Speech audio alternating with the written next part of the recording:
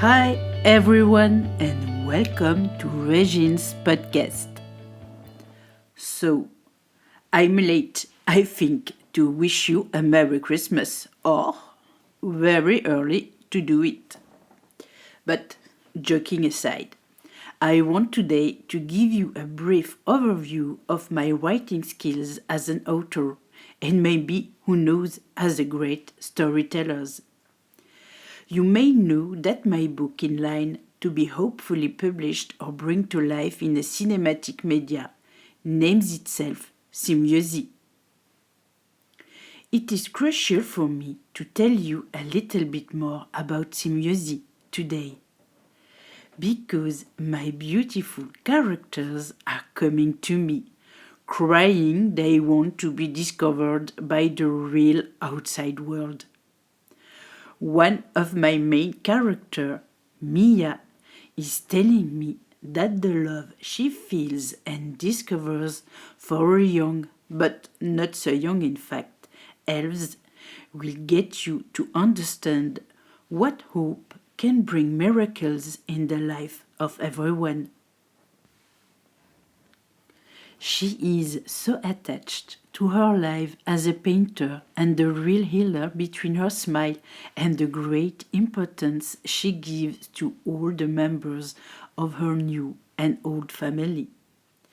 Speaking about family, she's the granddaughter of Alicia, which passed away far too soon for her. But her grandmother's sisters, Philo, became a real step-granny to her.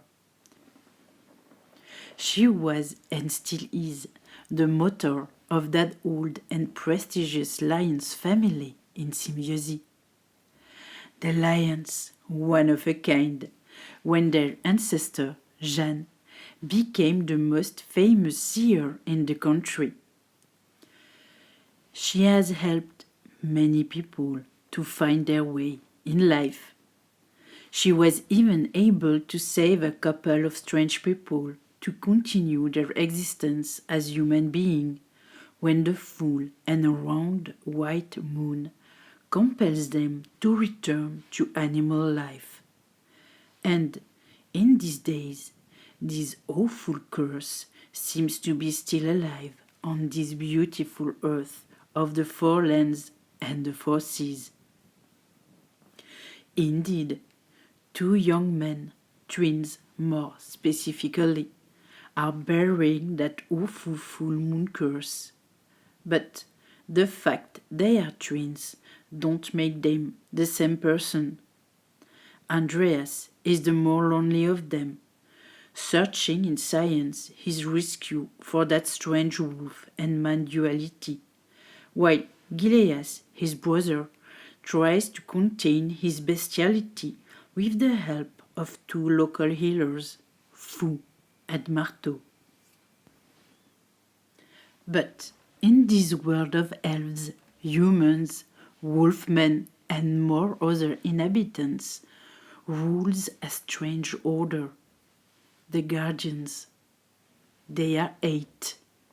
The memory keeper, the dream and illusion keeper, the traveler's keeper, the wildlife keeper, the mountain keeper, the lost and grey old shallows keeper, the timekeeper, and the four seas keeper.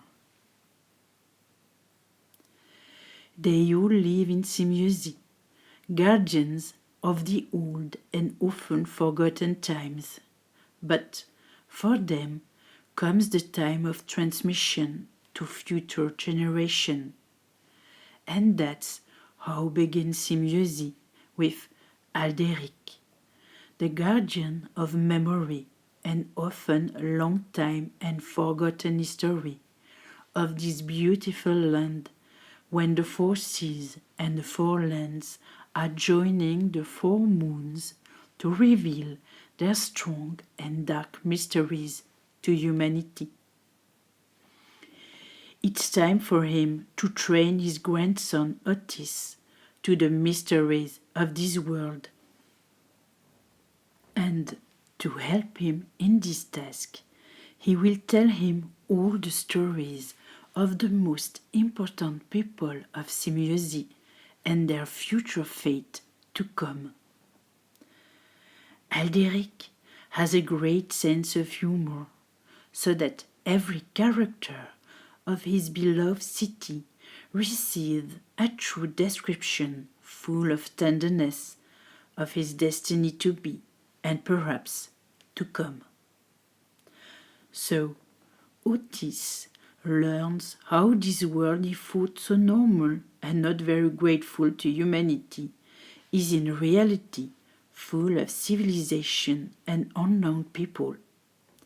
Some of them are strange, and other seems more ridiculous to admit their existence.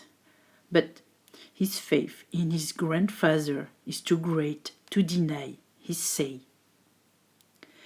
It is time to transmission then, to the next and hopefully more aware generation of the great danger that appears more and more in the lines of the stories, the real stories that Alderic is now transmitting to Otis. A strange feeling of fear is coming out from the eyes and the voice of Alderic when the powerful sorceress Gulve is named on the age of all humanity. She is so strange that no one knows in fact where she is hiding. But the change of point of view for civilization concerning the belief in their own capacities of thinking and seeking the truth is the sign of his presence almost everywhere in the four lands and the four seas. She is so volatile with her purple spray. She never misses a thought of fear in people's life to bring them to her tyrannical rule. She lives in the mysterious forest, taking the soul from the Black Elf's queen. She exiled her own son, or more precisely the one from the former queen, she driven away from his own body. That son, Rixnet, more known as William in the everyday life of Symviosi citizens, will have to embrace again his destiny as a future Black Elves king. But in this first volume of Symviosi, named the Guardian Book, he has to find himself again. Indeed, living among the humans brought him a kind of peace and serenity, but not the real one, the one you have to fight for, to find that feeling of true achievement in life. He will find love when the ancient and beautiful Not Fair ritual will remind him that he is an elves, a royal elves, with great responsibilities toward his people and the new family he created outside the mysterious forest among the human people in Symviosi and more, with the discovery of a new life in Maya's family. Things are not always as we think at the beginning of our lives. It's now time to discover Symviosi, his great role in the Four Lands and the Four Seas history, because that great danger which is coming from the old times will now force them to become strong and full of hope, to not lose the wonderful essence of life that made this world so special. I hope you enjoyed to discover a little bit the world of Symviosi, to now understand my need to make them alive, because they have so many stories of life to share with our world, especially now, in those times of despair for many people. Help me to give life to Symviosi, so that everyone could see or read how the wonder of human being can not only bring hope, and love, but also can reveal the force of the so-called soul. When our conscience of life and real battles to lead becomes a real fight to let humanity become simply human again. Thank you for listening to my podcast, not so political or sarcastic today. Just an open door to mysteries, dreams, love, and epic adventures in the middle of that craziness that every day comes to us with so called news from all around the world. A little bit like my strange and powerful sorceress, Gulve. See you next Wednesday in my English spoken podcast.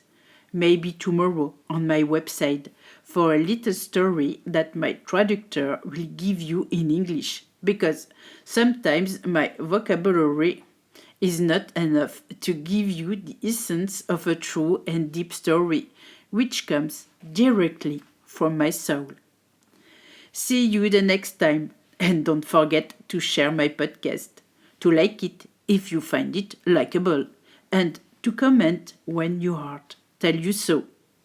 Bye bye, everyone, and a happy new year, full of joy and especially hope in these days of great change in our beloved world of great humanity, when we open our eyes with kindness and understanding for everyone. Bye bye, to the next time, with a little bit more of actuality in my now world famous Regine's podcast. Bye bye!